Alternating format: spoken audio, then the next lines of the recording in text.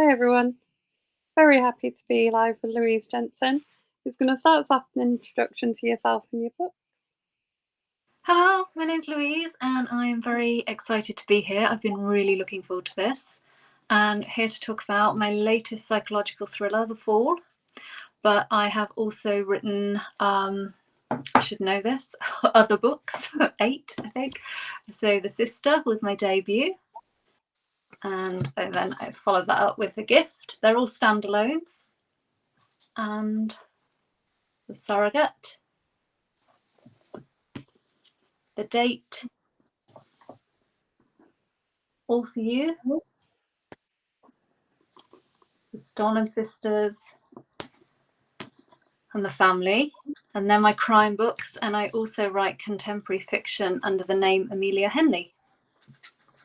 Oh, okay. So how many books do you have out under your other name? I've got 3 out so far, and hopefully a couple more to come next year. Nice. So yes. Why all standalones when it comes to crime fiction? Well, I don't really write police procedures, although some of the books naturally have investigations and police procedures. So I didn't really want to do a series. I didn't really know who to base a series around. So at the moment, I just like doing the standalones. And if I'm honest, I'm a little bit lazy. So it saves me keeping track of characters and everything else. And I like that fresh story each time and getting to know the characters. It keeps me really interested in what I'm writing. So what came first? Your kind of literary persona, like fiction persona, or your crime one? The crime came first, but accidentally, really. I began writing after I'd had an accident. I lost my mobility. I spent 4 years in a wheelchair and became really depressed. And I needed a hobby because previously to that, I'd enjoyed horse riding and running and all the active things that I couldn't do anymore. And my consultant actually suggested I get a hobby because I was then diagnosed with clinical depression and anxiety. And so I remember that when I was at school, all I wanted to be was an author. I just loved making up stories. And I lost that as an adult, really. I didn't get that encouragement. And I didn't know how to be an author because I'm quite old. We didn't have Google or computers when I was younger. So that had all fallen by the wayside. So I decided to try and write a short story. And that ended up being kind of 90,000 words. And it was terrible. If you could if you could read it, it's the worst book I think ever written. But I love the process so much. And because, I mean, first and foremost, I'm a reader and I could read it and kind of tell what was wrong with it and go back and change it. And that ended up with The Sister. But I didn't set out to write crime. It just kind of evolved on its own. I guess that's the way my mind works. Because they're not. I mean, my first introduction is The Fall. So, and I wouldn't describe it as being like a traditional crime book, is it? It's more about like the impact of crime. Yeah, I'm interested in people and the psychological reasons behind, what people do, and also relationships. I'm very, some would say, over emotional that know me. So I like to bring in that emotional side to my writing as well. So yeah, it isn't kind of some crime books are quite thrown in and they can be quite pacey and violent, and they have their place, but I write something a little bit different to that. I like to get under people's skin and really kind of figure out why they've done what they've done. And I'm big on secrets. I think everybody's probably hiding something in their life, so I like to find out what that is. So when you're researching for a book, what kind of research do you have to do? Do you go much into psychology, spend a lot of time reading those kind of things, or? Yeah, I do. I'm really interested in psychology. My eldest son is he's doing A-level psychology at the moment with a view to doing a degree. So we spend a lot of time talking about, why people would behave the way they behave. And I worked in mental health before I became an author. So I'm quite familiar with quite a lot of the way the mind works. And then I have a guy that he's an ex-retired policeman, and he consults for me. He consults for lots of authors, so I get kind of that part of the research done from him. And then, yeah, I just contact experts, whatever the book's about that I'm writing. Just most people are really happy to talk about, their passion. So it's a really enjoyable part of the job for me. Leslie Lloyd, who's watching, because she said hello, Oh, um, and so is Sarah as well, and Sam. Leslie said she's read and loved a couple of your books. oh, thank you very much. It's always nice to hear. She's, she's not an easy. I wouldn't say this in a way that insults Leslie because Leslie is great, but she doesn't give away easy reviews, if you Oh, know what I mean. So if she says she loved a book, it was really a good book. oh, that's lovely. That sounds like my sister. My sister will tell me when she doesn't like something. So, yeah, she's hard to please. But that's good. Does your sister read a lot of your books first? No, she doesn't, and she's quite a slow reader. She hasn't even read them all now. But she reads some. She read The Sister before it was published, and she said, "I don't think anybody will want to read this." And then that went on to sell 750,000. So I don't always listen to her, thankfully, or I wouldn't have sent that one off. Yeah, thankfully. I mean, that did really well, 750,000 copies. Yeah, yeah. Have you had, because they are selling well, have you had any TV interest in any of them? Because you can Yeah, imagine them working as a series.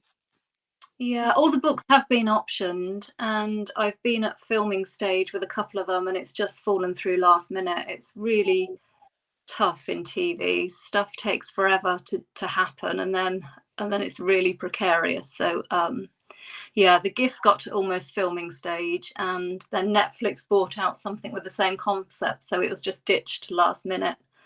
And The Sister's been close quite a few times, and is very close again. And my debut, Amelia Henley, is hopefully set to be a film. So, but we'll see. It's something I don't think about because I say it just falls through, and it's just makes you sad. So, Leslie's asked what your best-selling book is. The Sister, I think, definitely. This was my debut. This got picked up by 30 publishers around the world. Was Wow. optioned straight away. Yeah, I don't know how many it's sold now. The last update I got, I think it was about 750,000. So it's yeah, it was just one of those. It was with a small publisher, and it was just one of those word of mouth bestsellers. So really grateful to the readers for groups like this for just talking about books. It just makes such a difference. But then often those are the really good books, aren't they? The ones that often end up as my kind of reads of the year are the ones that I've picked up like that. That, Yeah, have started slow and then spread, and then everyone's been like, "Oh my god, have you read this book?" And like you pick yeah. it up and you're like, "Yeah, this is brilliant." And now I've lost Louise. She is on her iPhone, so she may have just lost some signal. While we wait, while we wait for her to come back. Um, this is one we're aiming to talk about this time, which is the fall. I've got a proof cover, so it's not got the title on the front. Sorry. Um, if I give you some of the thing, it's a little bit hard to talk about without giving away a secret, or a spoiler. Uh, but basically,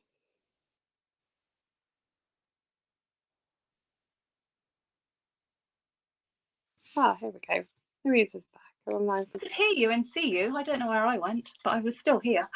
just, Something just. disappeared just as I was very desperately trying to message Sam to drop you a message and doing a very bad job of about to read the thing. Your your blog. Oh, technology. It's marvelous, isn't it? I wondered how much you knew about farming because Fall's kind of set in a farming family, isn't it? And you talk a lot about like the pressures of farming and like the day to day life of it in the book. And I wondered if that came from a sort of place of knowledge. Not Especially, I spent a lot of time with my cousin when I was growing up. This book is about cousins because I had such a great relationship with mine. But one of my cousins lived in this village, and we were really close. And I would spend most of the holidays with her, and she lived just down the road from a farm, and we would go there in the morning and collect our eggs, and we got quite involved. And I really wanted to be a farmer, so it's something I've always taken an interest in, but don't know much about. But I know, you hear how much farmers are struggling and how hard it is for them, particularly, through the pandemic and with Brexit. And I kind of just wanted to, I think some people think farming's really idyllic, surrounded by beautiful countryside, but it is really tough. And I just wanted to highlight that a little bit. It is, and it's a really good kind of setting for this story as Yeah. well. Yeah, I like the remoteness, the kind of claustrophobic feel of you are, in the middle of nowhere with no immediate neighbours. Do you want to give everyone the premise of the book, seeing as I failed so badly at doing so? I'm going to read it off the back. So, at her surprise 40th birthday party, Kate Granger feels like the luckiest woman alive. But just hours later, her 15-year-old daughter, Callie, is found unconscious underneath a bridge when she should have been at school. Now, Callie lies comatose in a hospital bed, and the police don't believe it was an accident. It soon becomes clear that not everyone in the family was where they claimed to be at the time of her fall. Callie should be safe in hospital, but not everyone wants her to wake up. Someone is desperate to protect the truth, and it isn't just Callie's life that's in danger. Which, once you've read that, you're just hooked in straight away, aren't you? Because it gives you quite a big kind of event at the start, doesn't it? With the event, what happens to Callie? Yeah, right at the beginning of the book. I wanted it to take a family that was really close and a large family. And we have two twin sisters that both had daughters, and the daughters grow up as best friends.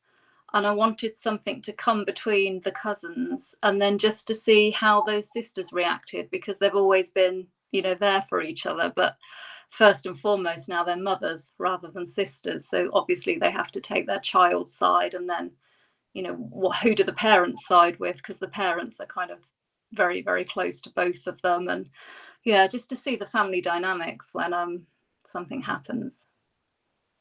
Yeah, and I think the thing that makes that interesting is they're so believably close as characters. Like, you've drawn the characters so well together that when all the stuff starts to unravel, you do really sort of get involved with what's going on, don't you? Like, you're dramatically interested. I couldn't put it down Thank once it you. I started. wrote this during lockdown, and I had nobody else to spend my time with, really. So I spent a lot of time with these characters.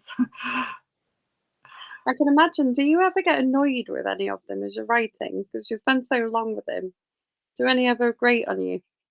Yeah, they do sometimes, but then I think that kind of makes them a bit more interesting, and they do change the plot. I kind of thought I knew this when I started writing it, but then there's a couple of people that just really turn the story on its head with this one. So yeah, they do. It sounds odd to say, and characters can take on a life of their own, but they really can. Uh, Sama said it sounds fantastic. She was immediately interested. Thank you. Can I just say it's 99p on Kindle at the moment this month. So if anybody hasn't read it, wants to download it. Make sure you share it in the group after and put that I've given you permission. Okay, thank you. And then everyone can go and grab a bargain Yeah. because it is really worth reading. Um, so yeah, definitely do that. Sarah's saying she thought about agricultural college as a teenager. Ah, why didn't she? I'm fascinated why people do what they do. I don't know. I always find that interesting as well because I think sometimes you just fall into things, Yeah. accidentally, and it can be a good or a bad thing. Yes, absolutely. Yeah. I think the idea of working outside is really appealing. See, I couldn't imagine anything worse. Unless we're in a heat wave, then I'd hate it. Like, I hate being outside in nature and Oh, yeah, really? yeah. I'm very bad at things like that. I'm very well known in my group of friends and families for refusing to camp anywhere. So I'm a creature comforts. Is that why you love reading so much? Yeah, probably. Book. Yeah, I'm definitely an inside kind of person. Yeah. But yeah, no, agricultural college wouldn't work for me. Sarah said she ended up working in an office. Same with me. After thinking about farming as well, so you weren't tempted into a career in the great outdoors because she was saying you're quite good with horses and things like that as well. Yeah, I think this is really unfeminist, but I'd rather have married a farmer and just been out horse riding and making jam than doing the actual really hard work. But yeah, it wasn't to be.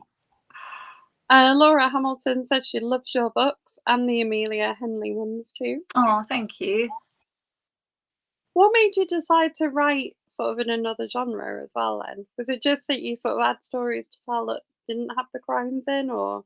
No, I think, being honest, my mental health had plummeted again because I kind of had clinical depression before, and then had a period where I was writing and felt like I'd built my life up again, and my mobility had improved a lot. But then, yeah, I just noticed myself becoming really, really depressed again. And I just thought, I'm getting up in the mornings and I'm spending my day thinking up the worst things people can do to each other, really, to write them down. And I just thought, I need a break. And I thought, I need another hobby. And then I thought, what do I enjoy? And I thought, well, writing. So I thought, I'm going to write something a bit more uplifting. But yeah, it turns out my debut is not very uplifting. It's all about, it's quite sad, but I just loved it. I just loved that break from crime. And when I'd had that break from crime, then I was desperate to go back to crime because I love the mystery of, who did it and why did they do it, and stuff. So I think I've got a really nice balance now, writing both. I can see how they work as well, like they would lend to each other because the fall is very character oriented. Yes.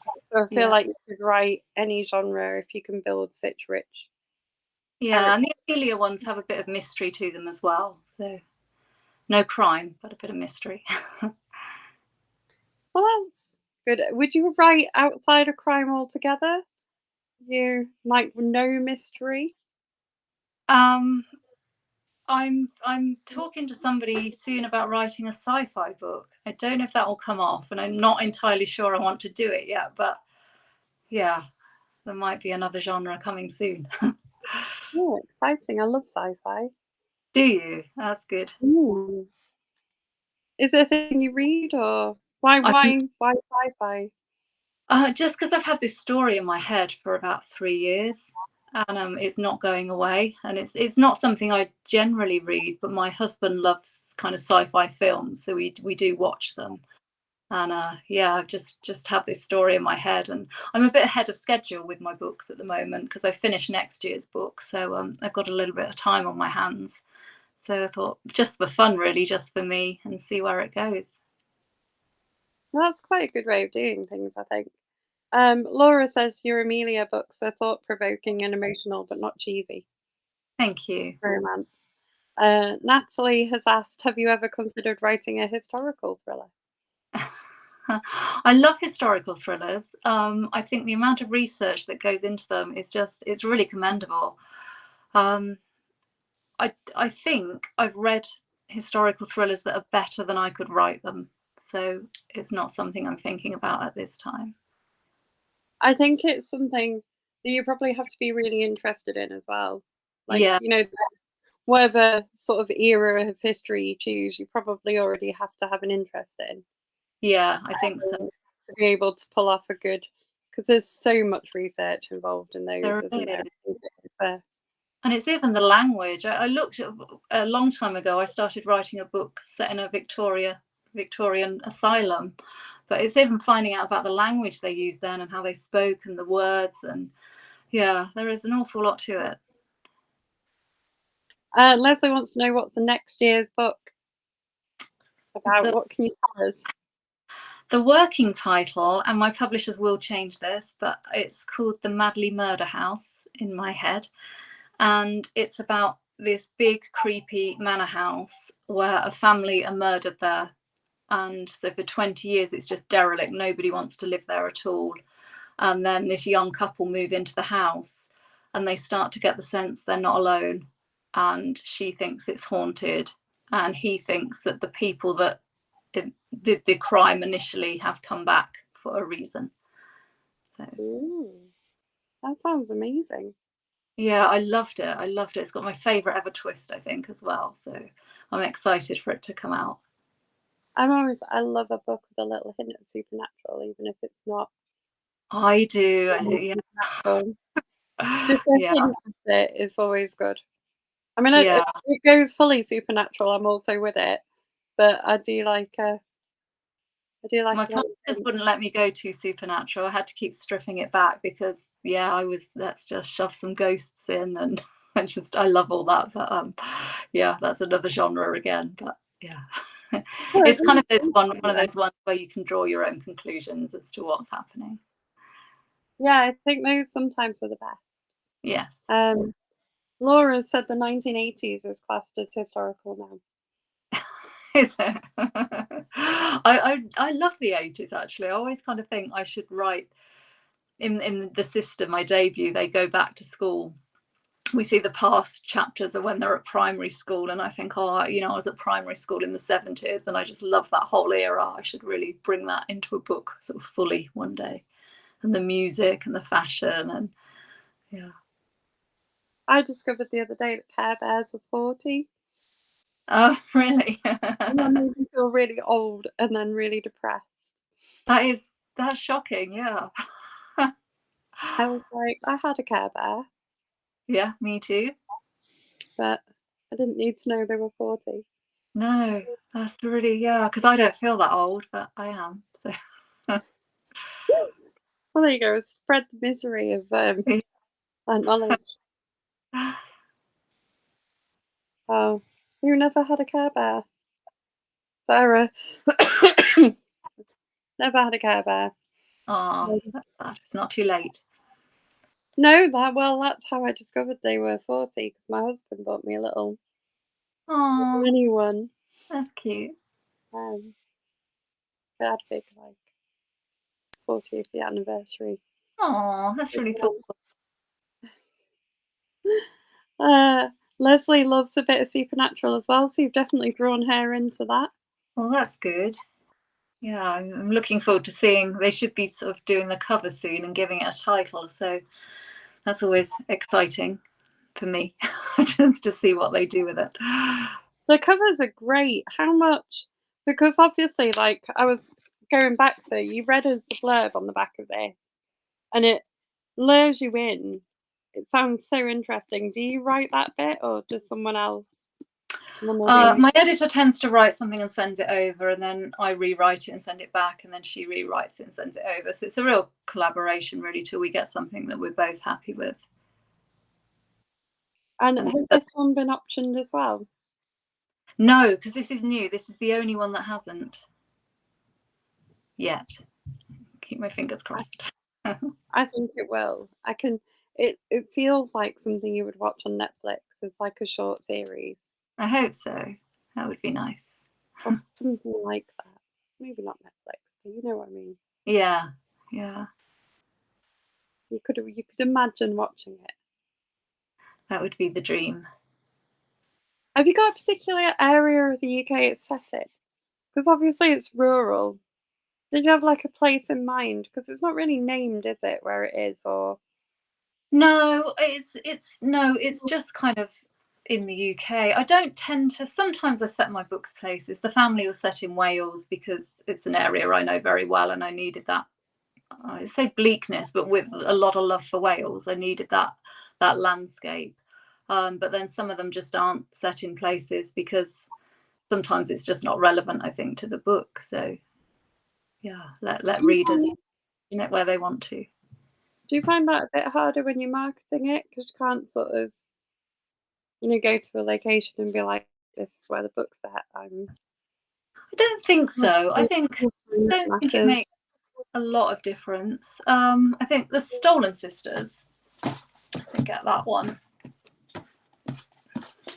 This one. This one was set in a real place because I needed somewhere initially that you could hide three girls. This is about three sisters that are taken, and we do find out in chapter 2 that they were returned unharmed, but it is kind of going back to see why they were taken and how they're coping as adults. So we know they weren't hurt, but I needed somewhere really remote where you could hide three children. So I spent hours on kind of the Urban Explorer websites, just looking at places and then going out and viewing them to see whether I could picture sort of children being held there. And I found this abandoned RAF base about 90 minutes from my house. And I went there, and the minute I walked into it was an old ballroom with graffiti of like a really creepy clown on the walls, and there was a little room with bars on the windows and broken glass everywhere, and I knew that was the place. So that was very much set in a location where you could see. But yeah, some of them are and some of them aren't. The only pictures I've found of the place where I was born, which is a old abandoned RAF base. They're all from urban exploring places, and they look really creepy. Yeah, I like all that. I like that stuff. Yeah. There's a lot of love for the Stolen Sisters on here. Thank you. It's one of my favourites. I think those characters have stayed with me a lot. Sam says she's got her fingers crossed for you. She hopes she sees something brought to screen. Thank you. Sarah has asked, are you going to see the Barbie movie? Yes, I'm really excited. It's been in my diary for ages. So yeah. I was saying to my children earlier about going, and they said, oh, they're all going with friends now. So I thought, I don't care if I have to go on my own. I'm going to go. I think the last time I went to the cinema was to see June. Oh, really? The recent June, not like. I But like it's been a while. Yeah, I haven't been a lot since the pandemic. I used to go. That's my thing. If I finish writing a book, I go to the cinema that afternoon and just whatever's on, I just sit and watch it just to kind of relax. My little ritual. Yeah. Sarah. Oh, yeah. Sarah's talking about me and Sarah, who's watching, were born in the same place. Sarah is literally the only person I've ever met who was born in the same place as me. Where was that? An RAF base in Lincolnshire. Oh, what was it called? Nocton Hall. Oh no, not. Yeah. But yeah, it's one of those. I think if you're born in a weird place, it's really hard to. It's very rare to find other people from the same place as you. Have you actually been back there? I know you've looked it up, but No, I have been back to. There's a RAF base called Bimbrook, which is where my parents lived, and I've been there once, and that's it.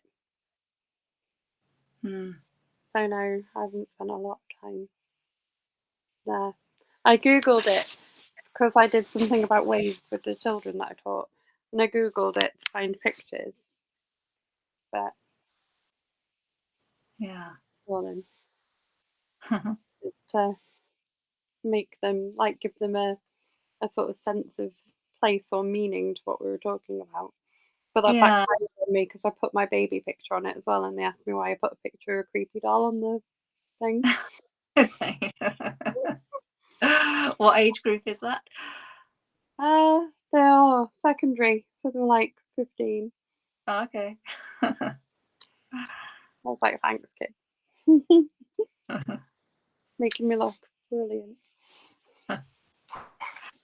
So, Callie and her cousin in this are both quite into amateur dramatics, aren't they? Yes. And wow. Or like being on the stage, and that kind of is the theme through it. Yeah. I love a musical. I can't act and I can't sing, but I do love a musical. So yeah, it was quite nice to get that in and to watch La La Land for research. Yeah, I was going to say because There is like a performance of La La Land, isn't there? Yeah, dance. And some other musicals are kind of mentioned throughout. I did wonder if there was a bit of a love. So yeah, Natalie's asked you what your favourite musical is. Hamilton, definitely Hamilton. Yeah, You go to see them? Or yeah, I do. Yeah, whenever I can. Um, my two younger sons as well really like musicals, so we go to a lot together. that's cool. So yeah, Yeah. I'm getting a sense that your sons are quite helpful as you're writing because you've got one who Um, talks about psychology with you, and the younger one is he's kind of the one that reads all the books, and he's always willing to sit and talk about them and talk about the plots, and he's really helped me quite a lot. He's come up with a few twists, and there's quite an unusual medical condition in the Stolen Sisters, and he discovered that. I'd never heard of that, and the minute he told me about it, I remember we were just sitting Saturday afternoon, and he said, "Have you ever heard of this? I can't give it away because it's a spoiler." And I said, "No, what's that?" And he explained it. And I said, "I need to write a book about this." And I just started writing it that afternoon. So yeah, he comes up with some really good things. that is cool. I was going to ask you where you got your ideas from. Like, is it because I feel like some of them feel like things that could happen in real life. So I wondered if Yeah, you sort of I get mean, real inspiration or just like they're all just things you've dreamed up. I think it depends. Let's just take a book. The Gift was about cellular memory, and that was about the idea that you could have a heart transplant and then you could retain sort of memories of the donor. And because I read a magazine article about a woman that had a heart transplant, and she woke up speaking fluent Spanish, and she couldn't speak Spanish before, and her donor was Spanish. And then there was a boy that had a heart and then could play piano to concert pianist level. And then I read the one that really interested me was a girl, that little girl had a heart, and she started having all these nightmares and visions about somebody being killed. And her mum took her to a psychologist, and they ended up getting the police involved. And she was seeing the murder of the child whose heart she had. And they actually caught this man and convicted him from that. So I thought, what if you had a heart and you were told that the donor had died in an accident, and then you started having these dreams and you thought they didn't die in an accident, and you felt you owed them to sort of solve the mystery of their death and to hold somebody accountable for that. So that was just a little story in a magazine, and then it just ends up being a book. I always Yeah. think it's really interesting when you hear how authors find their inspiration. What was the inspiration for The Fall then? So you talked about your close cousins, and you talk about that in the book, don't you?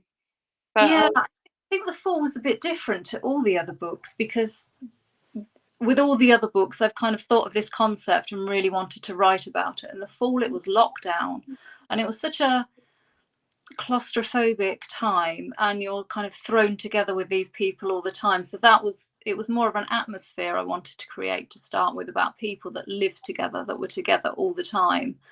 And yeah, just kind of take it from there. I think it was very much a led by the pandemic. It was probably a very different book to I would have written otherwise.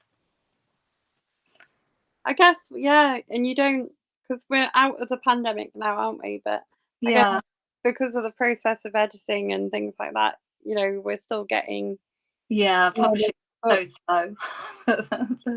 The books written in lockdown are just coming out. Yeah, but I mean, next year's book about the house came about because my younger son wanted to watch a horror film, and so I said, let's start with Amityville Horror, and then we watched that, and then we watched a documentary about what happened to the house afterwards and the people that live there now. And he said, "Oh, who'd want to live in a house where something so awful had happened and it was supposed to be haunted?" And I thought, "Oh, there's my next book." So yeah, sometimes ideas come easier than other times. I feel like there are people out there that would want to live somewhere that was meant to be haunted. Yeah, I think I probably would. I think there's whole rafts of people that would buy a haunted house. Yeah, Just just for to the go. yeah. Yeah, I would. Or make like a I can imagine someone doing like a YouTube show or something. Like I bought this haunted house, we're gonna set up cameras and Yeah. make like See, a haunted there's a book. channel. There's a book. Yeah, but someone else would have to write it. It's a free idea for anyone who's watching. Right. Okay, that's my 2026 book. How far ahead do you plan your books? So you're I, like a year ahead, you said. So you finished next year's book. next year's is finished. It's still going a little bit through the editing process, but it's finished. And the one the year after is almost finished. Writing about a mother who goes missing and her two children try and find her. But yeah, that's not far off finished. So it's almost time to sort of start thinking of another idea. Okay. Sam said she'd walk past a haunted house for a look, but not live there. I think it I depends was how haunted. sorry. I think it depends how haunted. Yeah, I like those. They do those things where you can go and spend the night in a haunted house and they try and contact the spirits. I was due to do one of those with my daughter-in-law, but then pandemic struck and we didn't do it. But we should perhaps look for another one. Yeah, maybe. Um, oh, Natalie said if you could time travel, where would you go, back or forward to? Back. I wouldn't want to see the future. The planet would be on fire. I don't know. I'd go back. Probably not too far either. Probably just back to my childhood. See the people that aren't with us anymore, and yeah, go to a disco.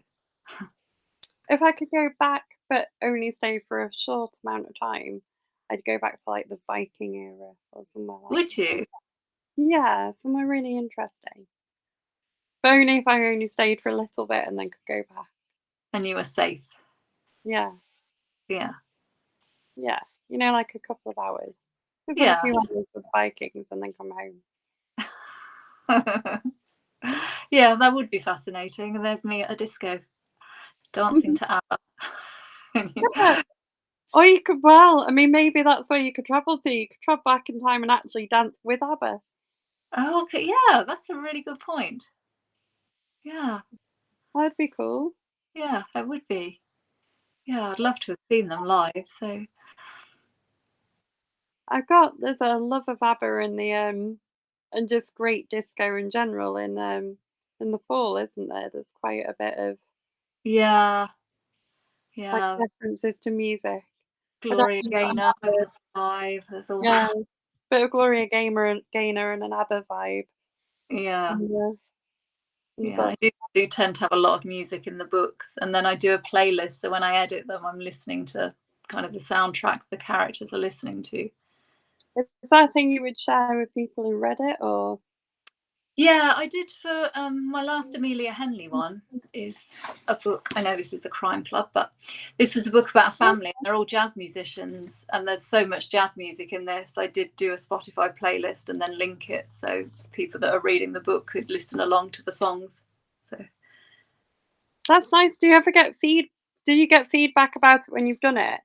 Does anyone who's read that book and listened to the playlist ever get back to you and be like, "I loved sometimes, listening along," or? yeah, sometimes, but yeah, not very often. Just I think it's one of those nice added details though that brings characters kind of more richly to life. That love of like ABBA or the bits of Gloria Gaynor in this book kind of make you gel more with the characters because it brings them more to being yeah, more real, doesn't it? You know, you got this kind of like proper like, amount of dimensions to them. yeah, it's giving them sort of more than a personality, really. When you get to know what Mm. people like and what they don't like, it does really bring them to life.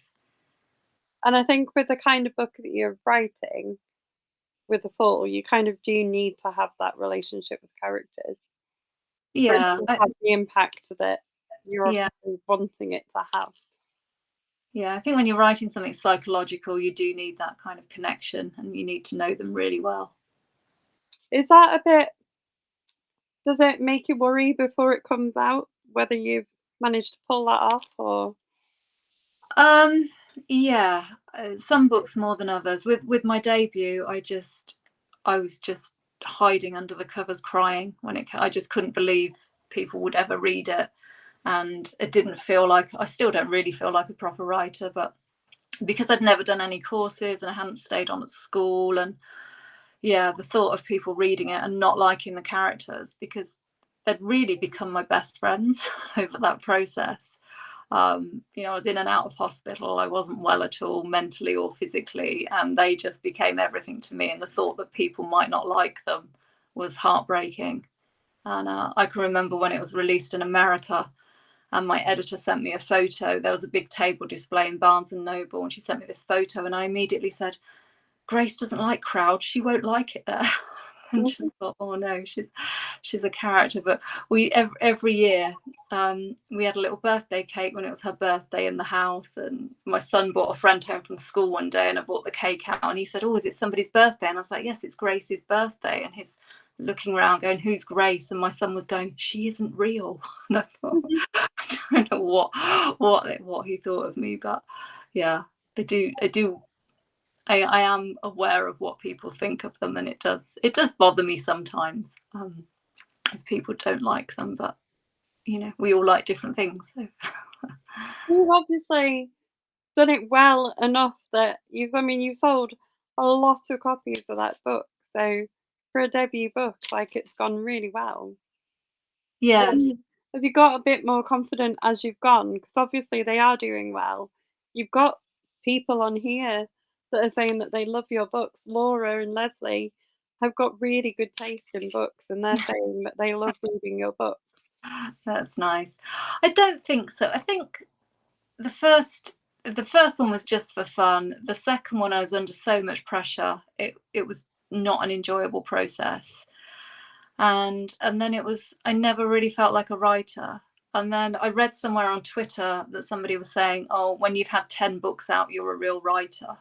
And then I had that 10 books in my head. And then when I released my 10th, that was the first time I kind of relaxed a bit and thought, oh, actually, I'm doing this.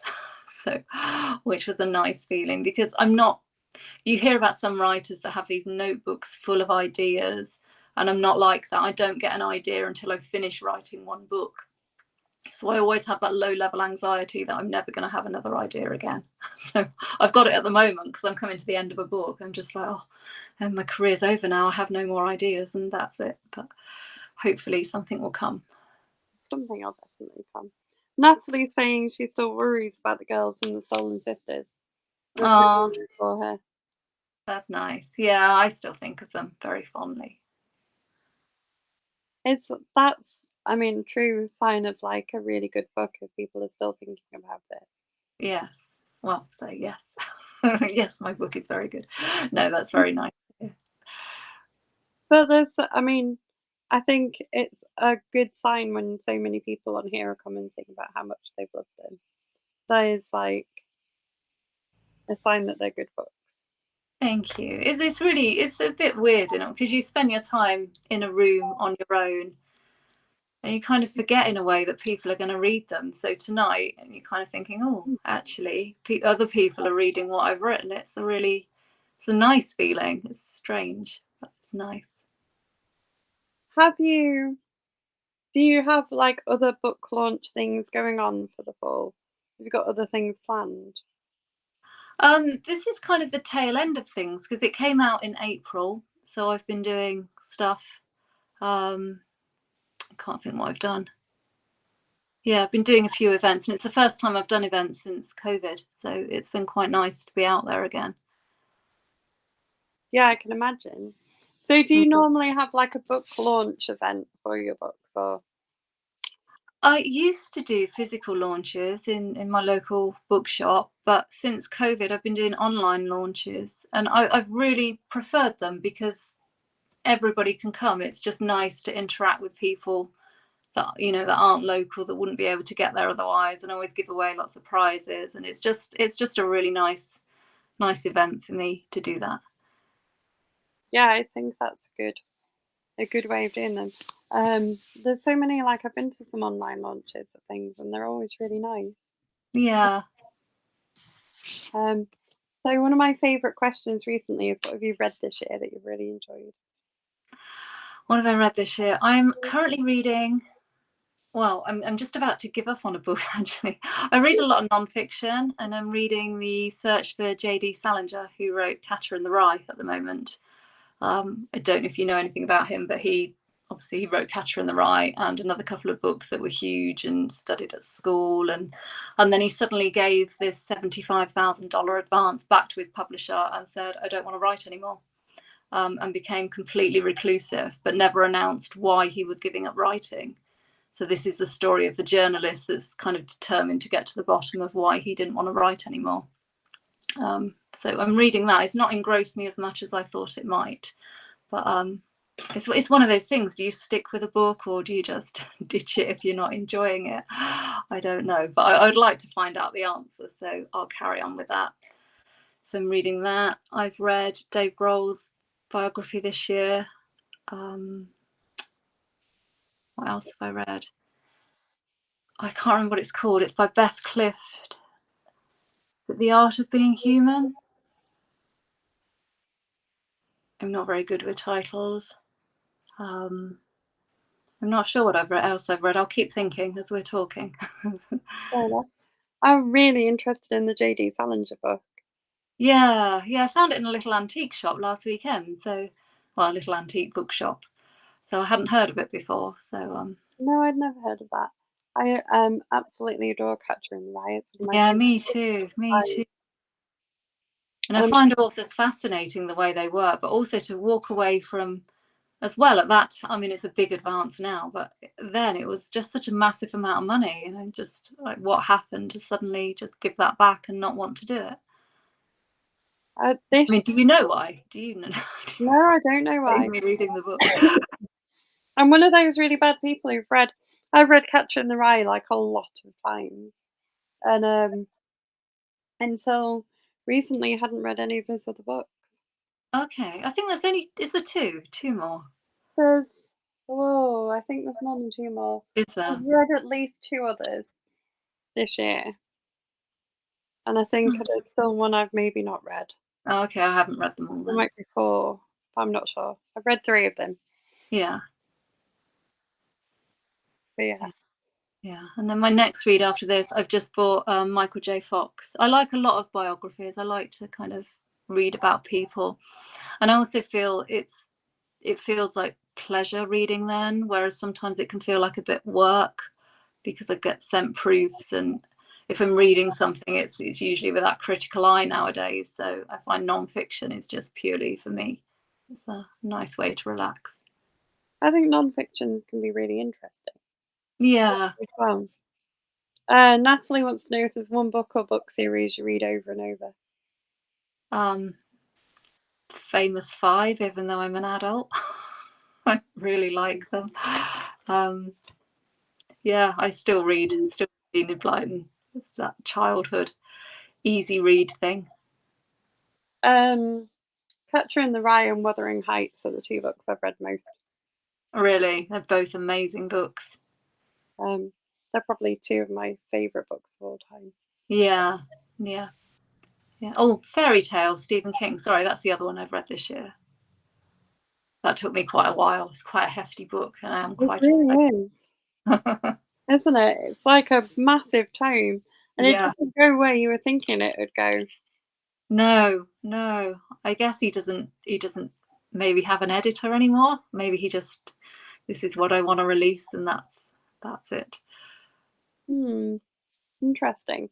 But yeah. Natalie says she reads Tales of the City every few years, which is great.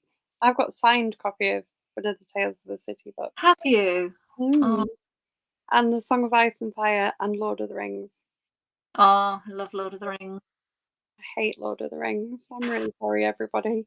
Can't stand it. It's awful. I think Little Women is my comfort read. It was the first kind of adult book I read, and just loved it. And that was kind of a real pivotal moment for me with this is what I want to do when I grow up. Although it took me like 45 years, but yeah, I could remember just crying and crying and just not realizing actually how I'd read mysteries up until that point, and I'd love the excitement and that, or will they succeed kind of thing, but I hadn't realized words were that powerful. They could just make your heart hurt. And that's a book I quite often go back to. Yeah, it's a really good book. But none of the movies are good. No, the last one wasn't too bad. It was better than I thought. I like Florence Pugh a lot, though.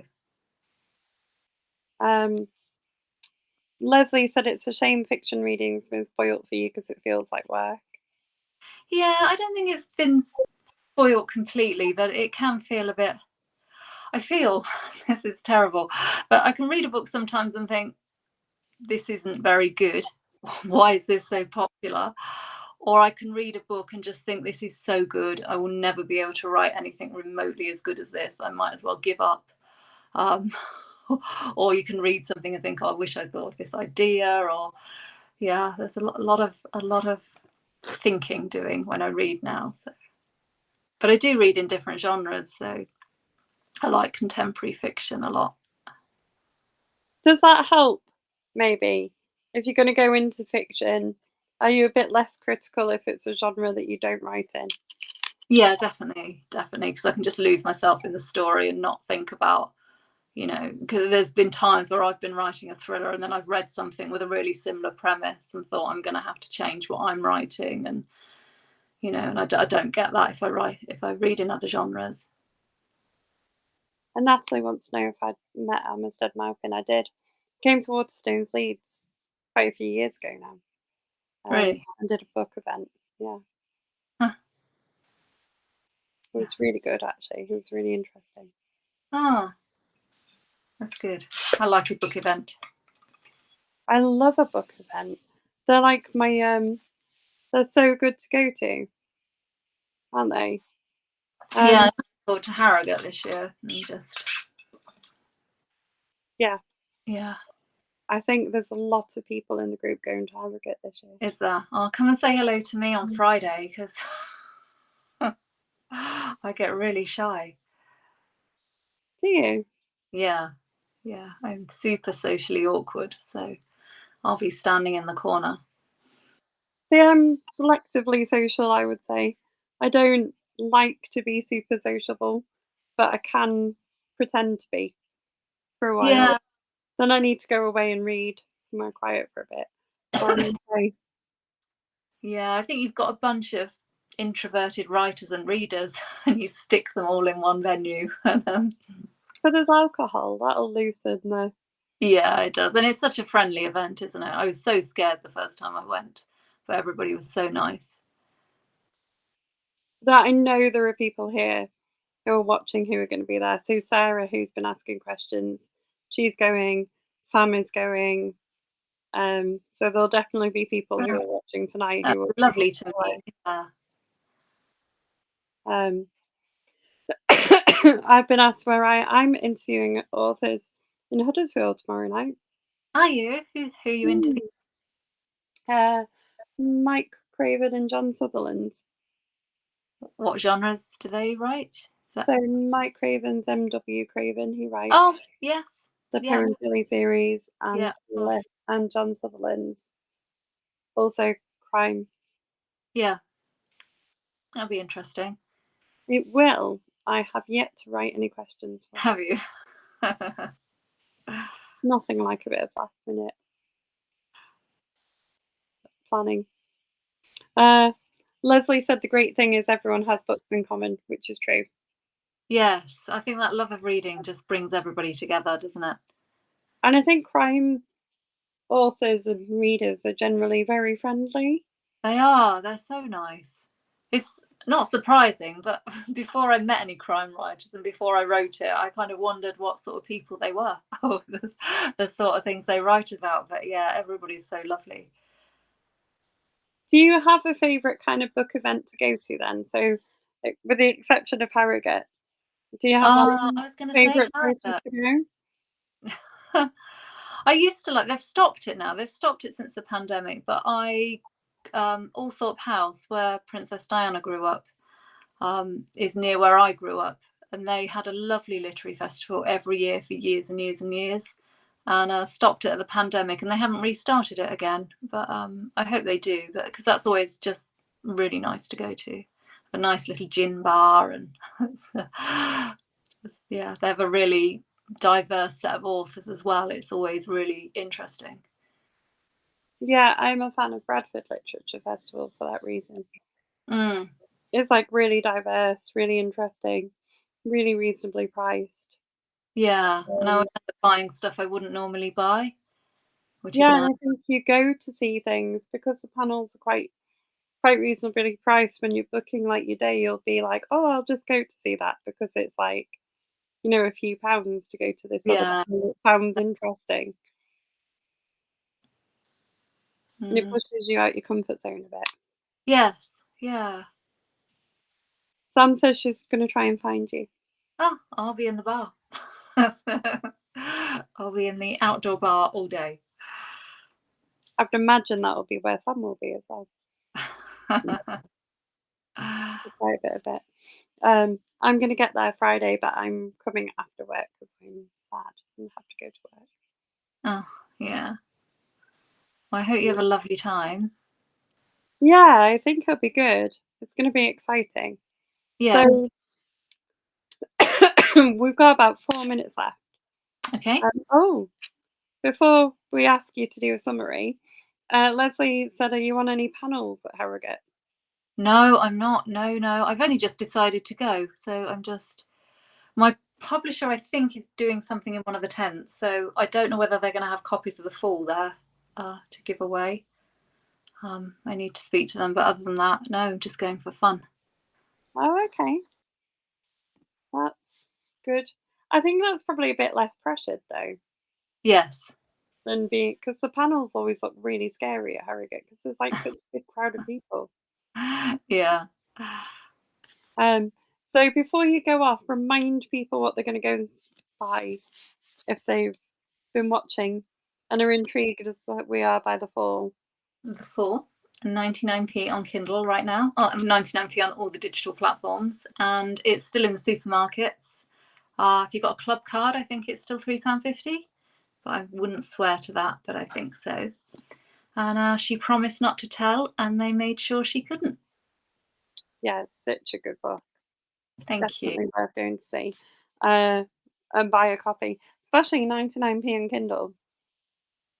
Yes, bargain. Yeah. And then when everyone's gone away and read it, we can have a more spoilery discussion. Yes. And lots of people are saying they're going to come and have a chat with you.